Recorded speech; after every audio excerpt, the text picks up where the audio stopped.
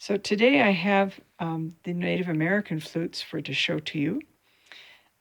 They are usually played by themselves or possibly with a drum behind them, although they do have a specific pitch assigned to them based on the bottom note with all the holes covered. So they could be played with other instruments, although usually it's just the flute and the drum. The two biggest ones I have are an F-sharp flute. I have two of those. And then I have an A flute and an A flute with a drone and a little tiny F-sharp flute. These are played without any embouchure by blowing into the open end. And then there is this item called the bird, and that often is shaped like a bird, that splits the airstream over this little wedge spot here. And if it's not in the right place, the flute won't sound. So the flute has to have the bird on it in order to play. And they can be designed geometrically, as this one is. It doesn't seem to be a particular shape for it. They can be a little more exciting, like this one that looks like it has wings. They can be very ornamental, like this one is designed like the head of an eagle. And sometimes they have special semi-precious stones set into the bird. And of course, the drone has to have one too, so I have two birds on my double flute here. And I'll play them for you here in just a minute. I will start with my F-sharp flute.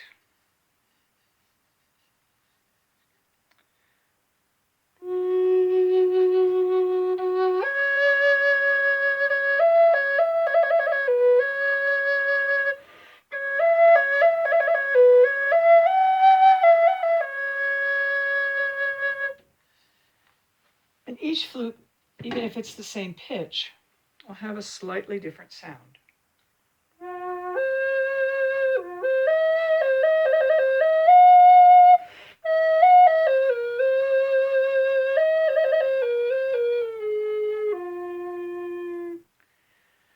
And of course, as you get to the smaller instruments, the pitch will go up.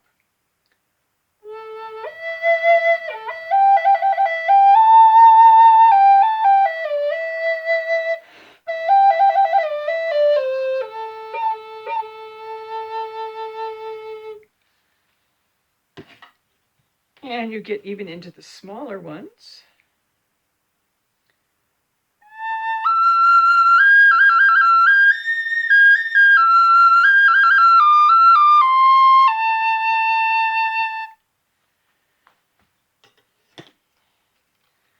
And then you can play the drone.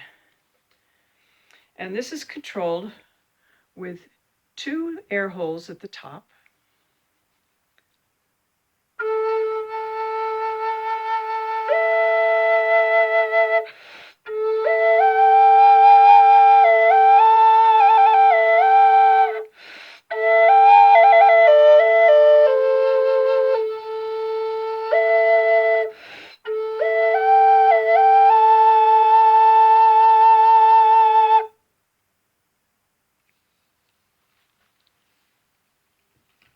So there you have the Native American flutes. Here is a selection of flutes of various kind, not your normal Western concert flute. The first one on the left here, and I'll play them all for you in a minute, is an Irish low D whistle. It has a fipple on the top, but it also has an interchangeable head so that you could play it as a cross-blown flute.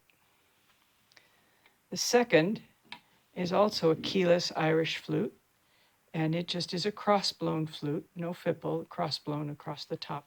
The next one is made out of PVC. Those two, the first one was made out of plastic, the second is wood. This is a cross-blown PVC flute. It's more like a fife, but it is a flute in terms of the way it's played. I bought this one in order to take backpacking. It's made out of PVC pipe. Then we get into flutes that have fipples, and a fipple, as I mentioned on the low D flute, splits the air and allows that you don't have to have a fancy embouchure.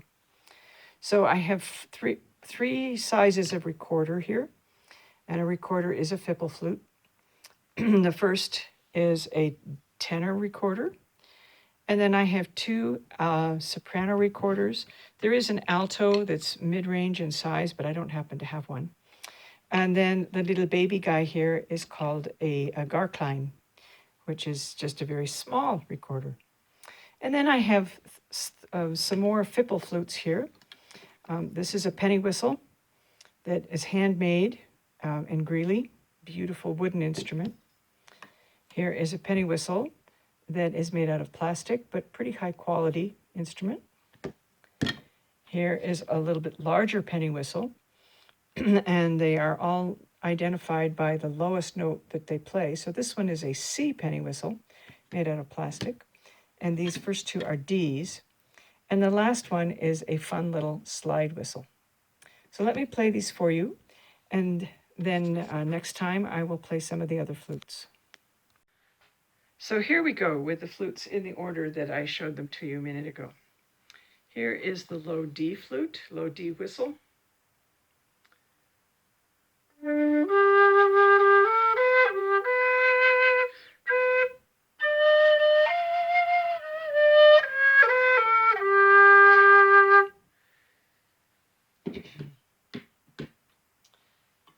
Oh, actually, I think I'll stay with the whistles first. And then here is a regular D whistle.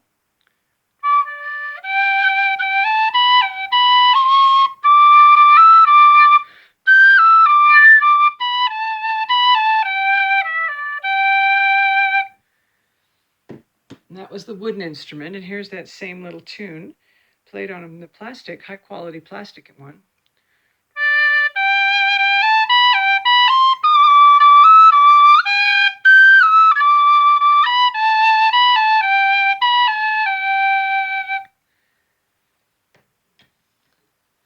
And now here it's played on a C whistle. Well, it should have a lower sound to begin with.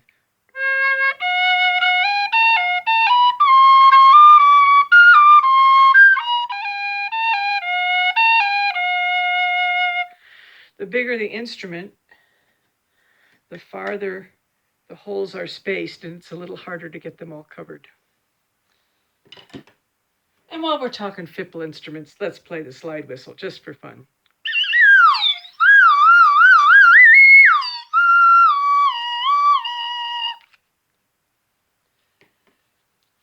All right, now we go into the recorders, which are also fipple instruments.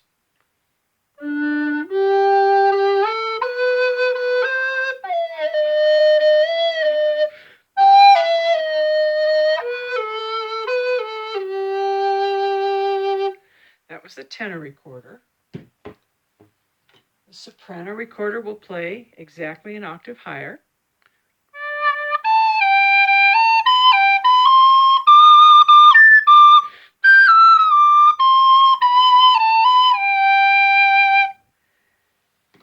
And the little garklein, you have to have very tiny fingers to make this one work. Let me see here. There we go.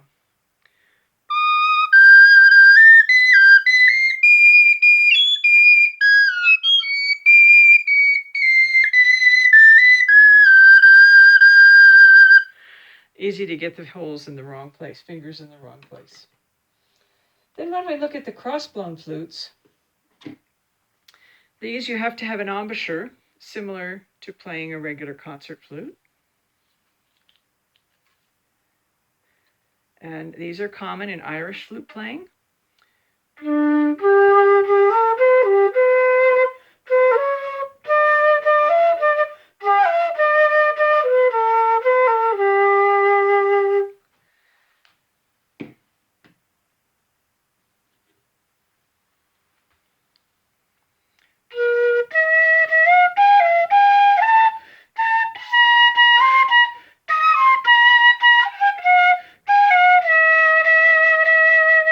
Notice that it's smaller and it has a different pitch than the others.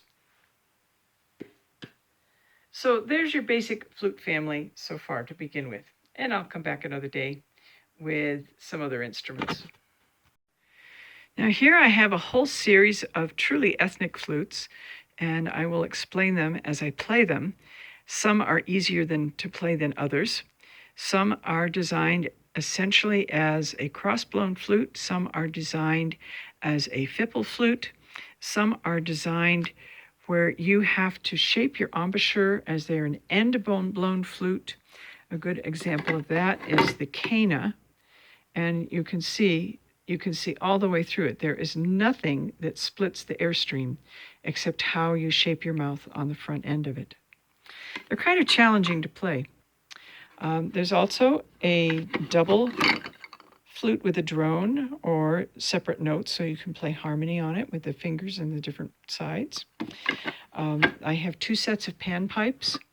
One is a double set, and I'm not really sure how you're supposed to get from one side to the other except for by turning it around quickly this way. And then the usual single set of panpipes. I have an ocarina.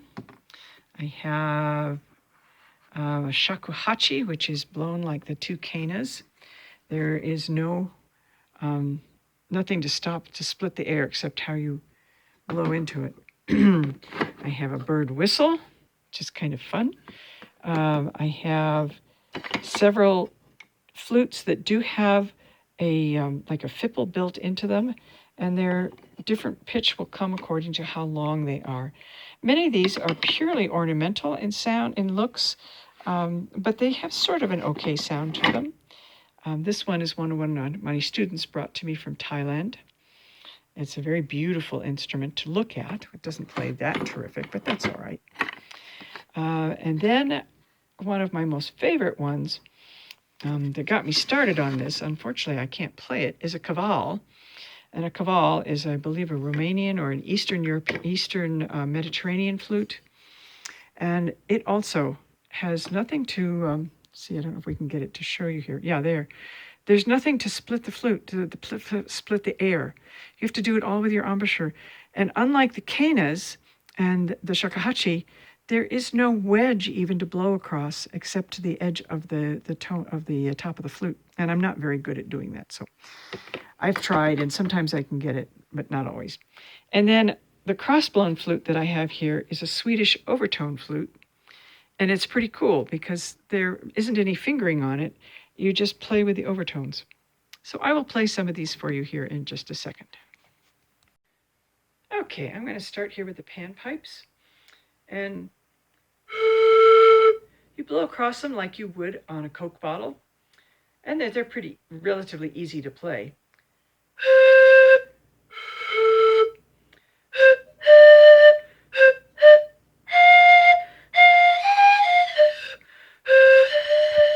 And you slide it back and forth across your lip, which I think would make for a very calloused lip after a while.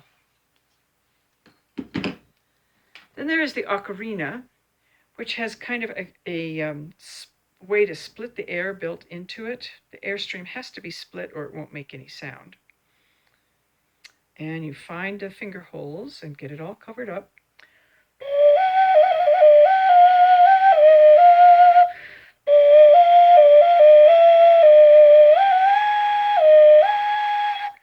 And many times they're kept with a string through a hole in the back so you can wear it around your neck and keep it with you at all times. All right, the canas come from South America, and they are played similar to the shakuhachi from Japan. We'll see if it'll come out for me today.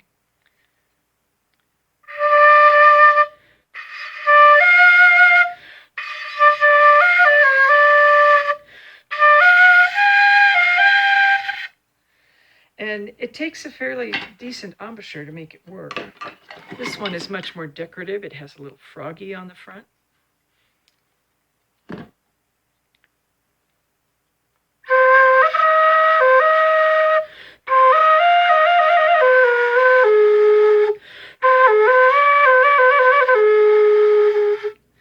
And you might notice that these don't really have the same scale as a Western flute, so it's a little hard to play them in that regard.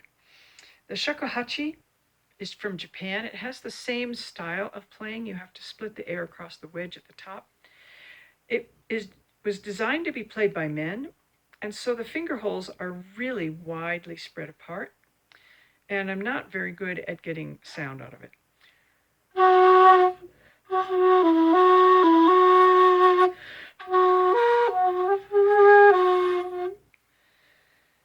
Okay, now we go into a fipple flute, which has that split wedge in the front of it. This one is just delightful. It's so pretty to look at. But unfortunately, the placement of the fipple and the design of the wood, it doesn't play very well. Here's a similar design with tones on both sides. And again, you control that by whether you put air into both chambers or just the one.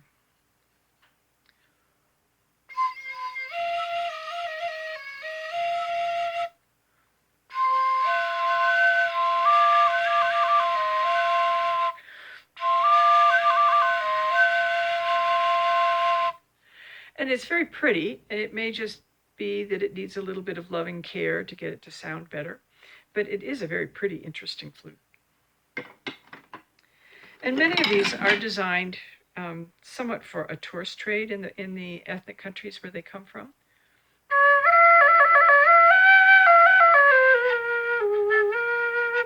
And so they don't play terribly well in tune.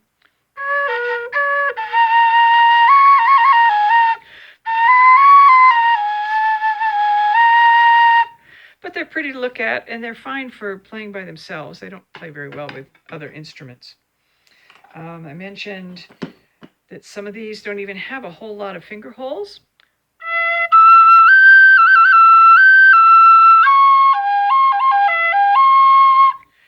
So to get a different sound, you get a smaller instrument.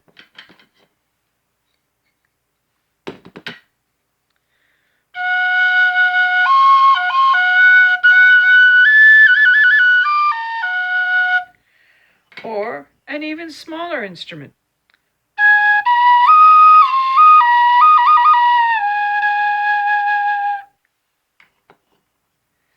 And then we get to the cross-blown flutes. They are kind of like the fife. And some of them play and some of them don't.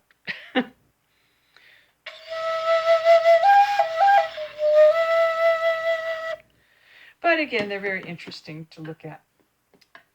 And then this is my, as I said, my favorite, the Swedish overtone flute. Now you'll notice there are no holes except one down towards the bottom. There are actually two, but one of them has been covered up. There is, the air gets split in this fipple area here, but you don't blow into it except kind of cross-blown. I mean, it isn't really, you're putting your mouth onto it, but it's not held this way, it's held sideways.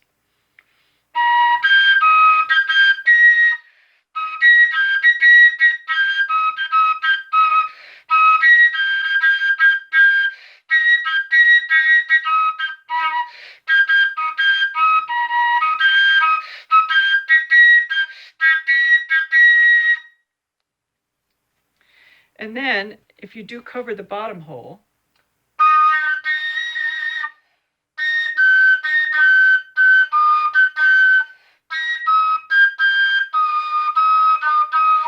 you can get a slight change in pitch with it.